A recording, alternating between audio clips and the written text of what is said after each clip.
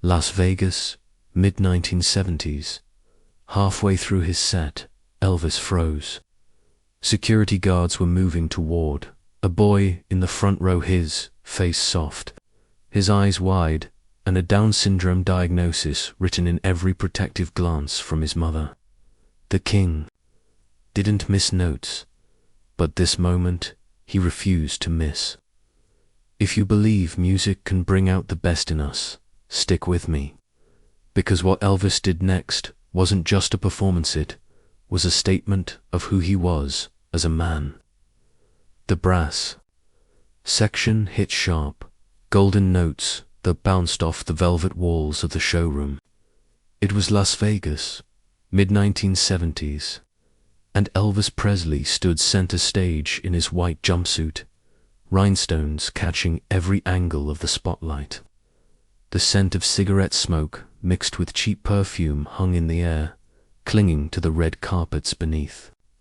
Restless feet, the audience roared as he launched into another hit, but beneath the music, a disruption rippled. Ushers shifted near the left aisle. Two security men, dark jackets pressed and radios buzzing faintly at their hips, started down the row. Their pace wasn't casual, it was urgent. A woman in the front row stiffened, her hand clutching the wrist of a boy beside her. The boy was small, maybe 10, round face, soft eyes that darted quickly from stage to guards. In his lap, clutched against his chest, was a hand-lettered cardboard sign, "Love you, Elvis." People noticed, heads turned. A hush rippled through the section nearest the boy, unease carried like a chill draft through a packed room. Elvis kept singing, hips swaying, but his eyes, those blue eyes that seemed to see past the light, swept toward the disturbance. The band, unaware, pressed on. Guitar strings hummed, the drummer's sticks tapped steady, yet tension curled at the edge of the song. A mother's hand trembled on her child's shoulder. The boy leaned forward, lips parting in awe at the sight of his hero, unaware of the tightening circle of security. The ushers gestured. One leaned close to the mother, sharp words exchanged under the music. She shook her head fiercely, holding her boy tighter. The cardboard sign bent against her chest, as if she might shield him with it. From the balcony, whispers spread. Who are they moving out? What's going on? The atmosphere that had been pure celebration now crackled with confusion. Elvis tilted, his head still crooning, but now singing straight toward the commotion. His voice seemed to narrow, sharpen. A man who never missed cues, never let distractions break him, was already changing course. One guard stepped closer to the boy. The boy shrank back. His wide eyes reflected the spotlight like tiny mirrors. The cardboard sign slipped in his lap, catching the glare for a second, as though demanding notice. Witnesses later said Elvis's gaze locked there. That sign, that boy, that mother's desperate grip. The music swelled, but something else was. Rising higher tension, thick enough to drown the next verse. The boy tried to lift his sign again, but his hand shook. His mother whispered in his ear, but her eyes were on the guards, not the stage. And then Elvis missed a step. Just a half beat, a pause no one expected. For a man called the King, even a hesitation felt monumental.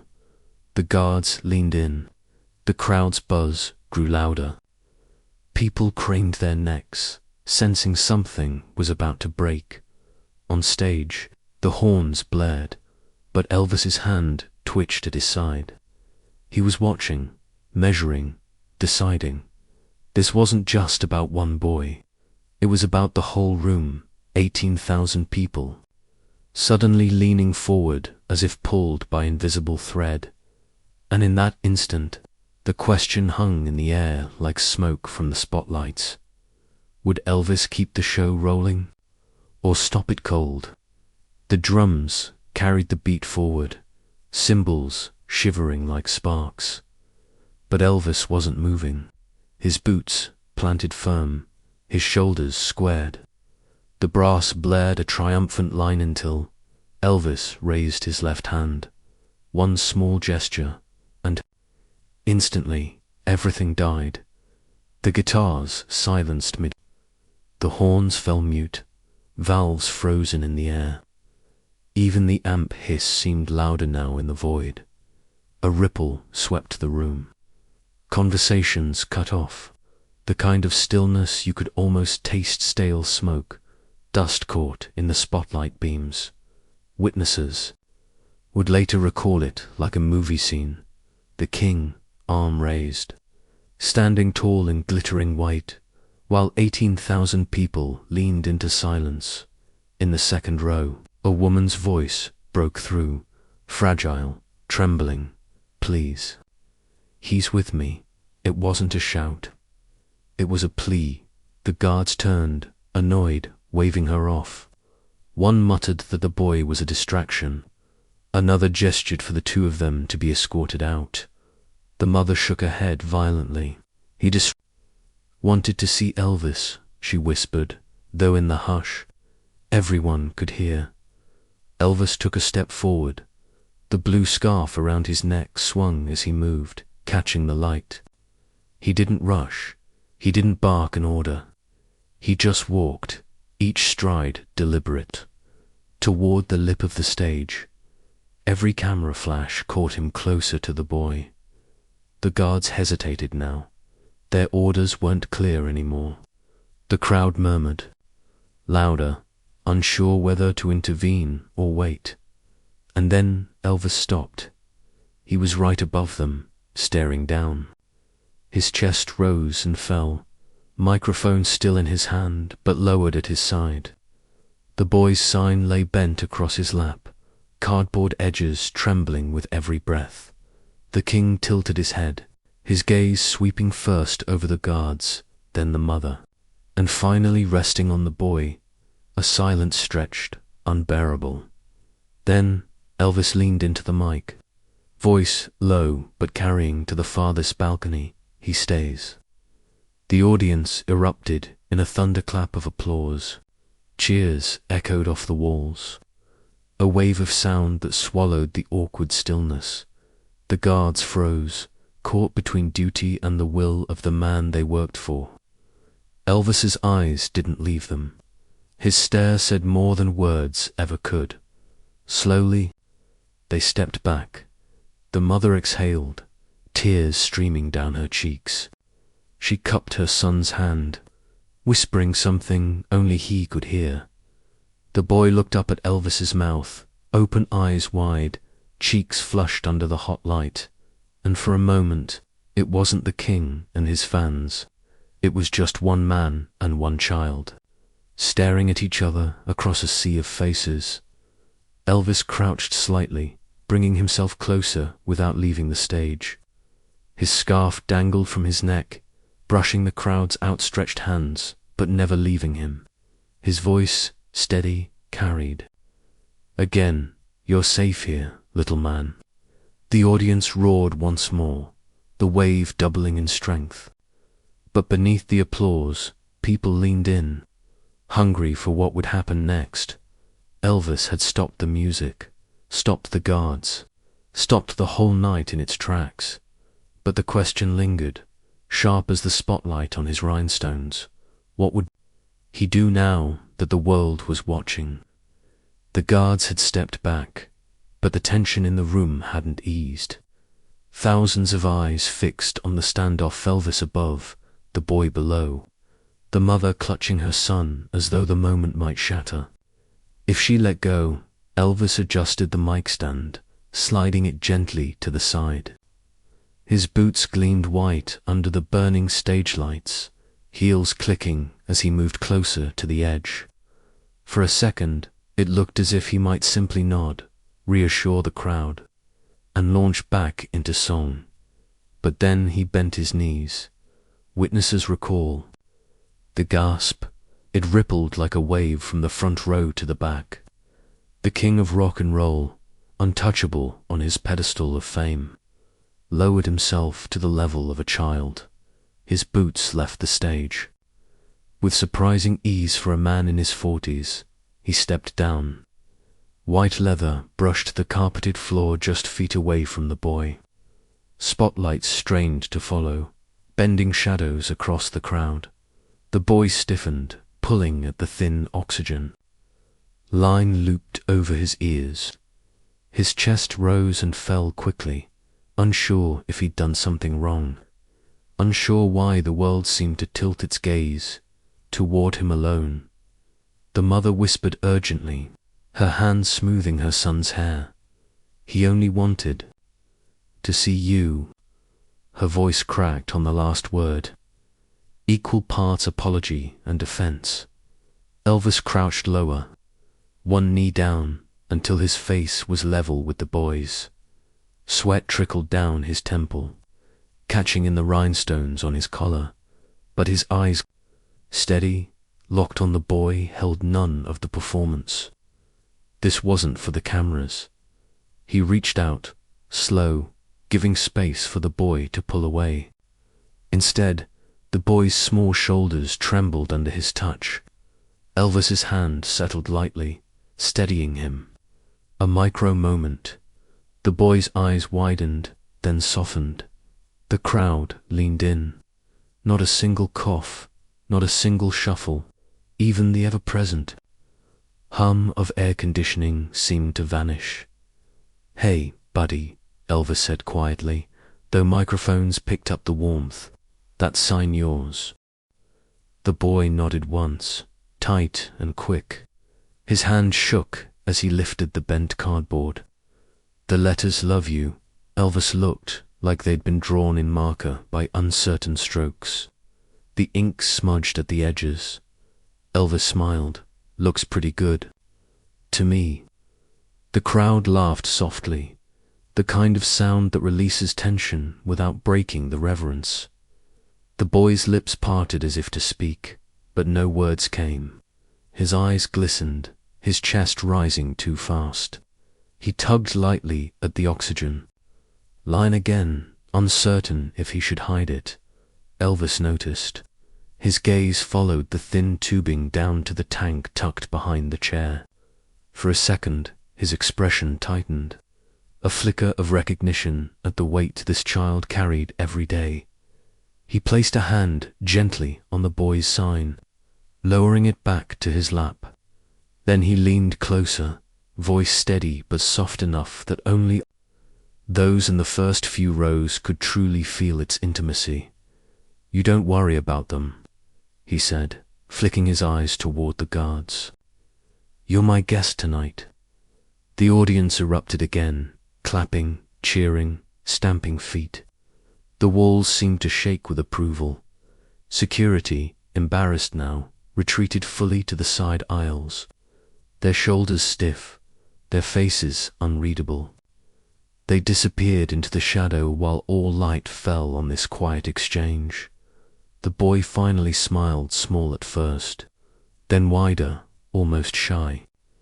His mother broke down completely, tears rolling as she mouthed the words "thank you." But Elvis wasn't done. His hand brushed the scarf at his neck, a gesture familiar to any fan, usually the moment he offered it to a woman in the front row. This time, though he didn't move it yet, he stood slowly, straightening to his full height, but his hand stayed outstretched toward the boy. The scarf dangled, blue fabric swaying just above the child's reach. The band shifted in their seats, waiting for a cue. The audience leaned forward, waiting for a miracle, and the question burned hotter than the spotlight itself. Would Elvis give this boy more than a moment, or turn it back into a show? The scarf still dangled from Elvis's hand, blue fabric shimmering. Under the stage lights, the boy stared at it, frozen, as though unsure if he was allowed to touch something that belonged to his hero. The crowd waited, breaths held, the air so thick with tension it felt like the room itself was holding still. And Then Elvis lifted his chin, glancing back at the band. One subtle nod, the guitarist strummed a soft, familiar chord. The first notes of love, me tender. The audience gasped. This wasn't on the set list. It wasn't rehearsed. Elvis was about to break the golden rule of Vegas shows. Never derail the momentum. But the king didn't care. He lowered himself, back into a crouch, microphone tilted toward the boy. His voice came low, rich, trembling at the edges. Love me, tender. Love me, sweet. The boy's lips moved. Slowly at first, uncertain, but then more sure. His mother bent down, whispering encouragement, guiding him. His soft voice joined Elvis's faint, but their end in that instant. The entire room shifted. Witnesses recall the silence, not the absence of sound, but the weight of 18,000 people barely breathing. The brass players held their horns at their sides. The drummer set his sticks on his lap. The only sound was Elvis, the boy, and the gentle strum of a single guitar. Elvis leaned closer, microphone between them. For one stanza, they sang together. The king and a child who had fought for every breath. When the verse ended, Elvis didn't continue. He let the moment sit. The words hung in the air, echoing in the vaulted ceiling, and then the audience broke. Applause, shouts, sobs all at once. The wave was so loud it shook the chandeliers. Some stood, clapping until their palms turned red. Others simply wept, hands over their mouths. The boy blinked rapidly, overwhelmed, his cheeks shining with tears. Elvis smiled at him, broad and genuine, before draping the scarf gently around his neck. The fabric slipped down his shoulders like a royal cape. The crowd roared louder still, their cheers swelling as if they were part of the song itself. Security, once firm and unyielding, now melted into the background. Nobody dared interfere. Elvis turned back to the stage, but before climbing up, he did something else. He looked over his shoulder at the boy and said, into the mic, "This one's for you, little man." The band picked up instantly, surging back to life with a blast of horns and drums. The audience went wild, swept up in the transition from sacred silence to triumphant music. But for the boy, it was different. The scarf around his neck wasn't just a souvenir. It was proof that, for one night, he mattered more than the schedule, the lights, or the rules. The boy's mother clutched him, rocking slightly as tears streamed freely. Witnesses said, she whispered over and over, "He saw you, he saw you." And yet, beneath the joy, another question tugged at the audience's minds. They had seen Elvis give away scarves before, seen him pull fans close for kisses and smiles. But this felt different. This felt deliberate. Would the moment end when the music swelled again? Or would Elvis find a way to make sure this boy carried something home, something lasting? The applause thundered, cameras flashed, but in the shadows of the stage. You could see it, written in Elvis's stance, this wasn't finished. Something else was coming, something that would outlive the night. The show roared back to life. Elvis returned to the spotlight, sweat rolling down his temple as he powered through the rest of the set. The audience, still buzzing from what they'd witnessed, knew they'd seen something rare. But for the boy and his mother, the night wasn't the end. According to family accounts, 3 days later, a knock came at their door. A plain cardboard box sat on the porch, postmarked Memphis, Tennessee. The handwriting on the label was bold.